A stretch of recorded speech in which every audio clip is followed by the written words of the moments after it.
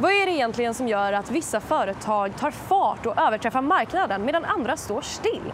Mats Georgsson har kollat på 150 bolag som över en 10-årsperiod har fördubblat sina intäkter. Men vad har de gemensamt? Ja, det är lite mysko, men egentligen så här enkelt uttryckt. När jag tittar på 150 företag som jag hittar som har växt av bara attan de senaste 10 åren, så går inte det att förklara med bara liksom så här, de hade en massa reklam och de fick jättemycket PR. Men de växte alltså så enormt så att liksom, hur fick alla deras kunder höra talas om dem?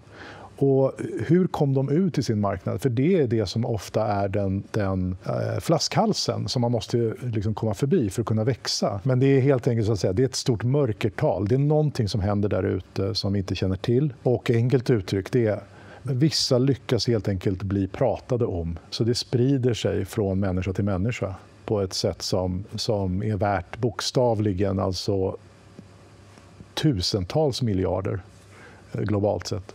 I sin modell använder Mats Georgsson sig av begreppet Demand Point Constellations. Det innebär att kunden har en massa behov som man som företag först och främst måste identifiera.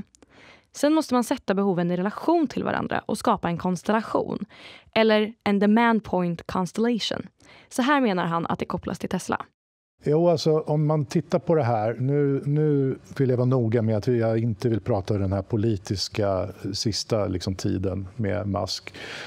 Men först så var det ju så att de lyckades kombinera elbilens fördel på ett sådant sätt som man egentligen skapade en helt ny kombination, för att plötsligt så kunde man också se det här som en prestandabil. Man kunde göra det här medan man liksom var lite progressiv och räddade världen, så fick man också en häftig bil som andra blev lite imponerade av, och det var viktigt så att säga. Den kombinationen hade ingen annan. Så det är det som jag kallar för en demand point constellation, att när det blir en kombination av grejer som gör att du upplever det här så pass annorlunda så du i princip tycker att det är något helt annat, så kommer du liksom mer referera till Tesla snarare än att säga jag ska köpa bil. Alla pratade liksom om både Elon Musk och Tesla, och det blev en shortcut. Man pratade om Tesla som ett fenomen, och många var så att de skulle precis köpa en Tesla. Man pratar liksom inte om andra bilar då, utan man säger ska jag köpa en Tesla eller inte, och det är den effekten egentligen som man ser i Tesla, som var ett av de här 150 företagen jag hittade.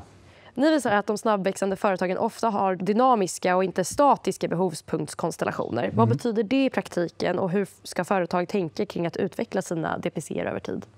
Ja, det jag hittade som kanske liksom en del tycker är lite bakvänt eller liksom förvånande, det är att de här 150 snabbväxande, de kännetecknas mycket av att de flyttar hela tiden sina positioner framåt.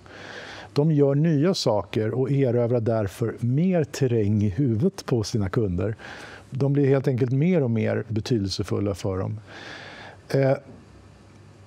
Traditionellt så har man varit rädd för det här liksom inom marknadsföringsteori och så här, för man måste liksom på något vis äga sin position i en kategori, och därför så blir det liksom så här, det är farligt att gå för långt och så där. Det förefaller faktiskt som att det är helt fel att tänka så. Du ska bara vidare. Ju mer så att säga, du kan erövra nya nyttor och ge till kunder som redan liksom är med på vad du gör idag, desto mer aktuell håller du dig i sinnet då, och också att folk pratar om det. För du pratar i den här rapporten också om kategorier som någonting farligt nästan. Ja. Nej, men alltså om du tänker så här att kategorier definieras ju ofta på ett väldigt tråkigt sätt. Så här, du har hotell, så här, du har Hyatt mot Hilton mot Sheraton. Och om jag frågar dig nu, så du vet förmodligen inte skillnaden. Och om du sitter då i marknadschef på Sheraton, så sitter du mest och funderar på så här, hur mycket liksom choklad lägger vi på kudden jämfört med vad Hilton lägger på kudden. Och så tänker alla bara same. Och då kommer ingenting att hända. Man kan kämpa på att göra liksom saker lite bättre och kanske liksom ta någon procents marknadsandel. Och det är det jag menar med att det är statiskt. Så fort man tänker kategori och marknadsandelar, då blir man statisk. Man står still. Och då kommer en spelare in som Airbnb och tar marknadsandelar istället? Exakt så. För att de upplevs så annorlunda så att de får ju liksom till och med nya resebeteenden, för att nya sorters resor blir möjliga för att Airbnb finns. Så marknadsandelarna där är ju liksom irrelevanta om man ska räkna pengar. Hur kan ett företag som inte är ett unicorn, typ som då Sheraton, konkret arbeta med att identifiera och bygga sina egna DPC:er? Alltså det är det mest envisa missförståndet tycker jag när jag har pratat med det här. Att så många tycker alltså att det här är teknologiskt drivet.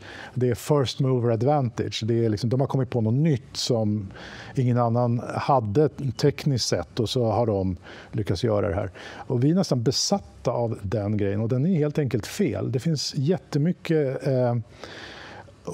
Jag tror felslutet kommer av att allting idag använder ju teknik.